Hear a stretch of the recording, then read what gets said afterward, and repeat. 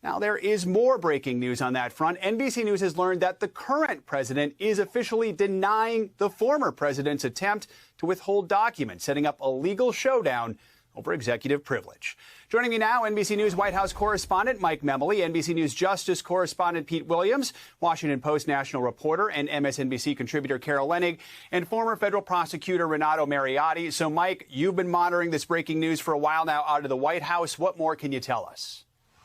Yeah, Joe, this is a significant development as it relates to Congress's Select Committee on the January 6 attacks and potentially a significant clash between the Biden and Trump White Houses in terms of what executive privilege means. Here is what we have just learned. We've obtained a letter from the White House counsel, Dana Remus, to the National Archives instructing the release of documents requested by the Select Committee in a broad request for a wide range of documents related to the President Trump's actions on January 6th. According to White House officials, what has happened here is that the request that was made by the committee sought a range of documents related to President Trump's activities on January 6th, everything from his phone logs, from photos, from videos produced during the day, everything involving Mike Pence, the former vice president, his activities, his protection. This was the initial request, the first request made by the Select Committee after it formed.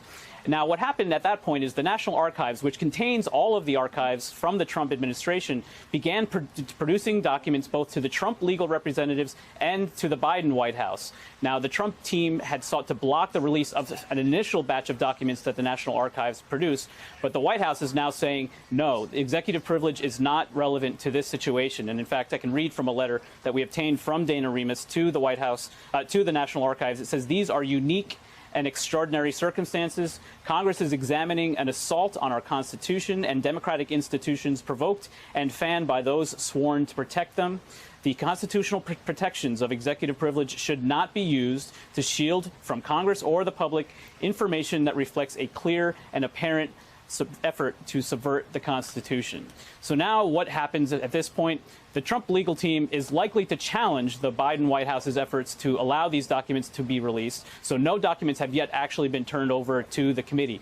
The White House seems to be expecting that the Trump team will seek to challenge that claim, that waiver of executive privilege. So it's the beginning of what might be a long and protracted battle between these two administrations, as the National Archives has only begun to produce some of the documents that the Select Committee has requested.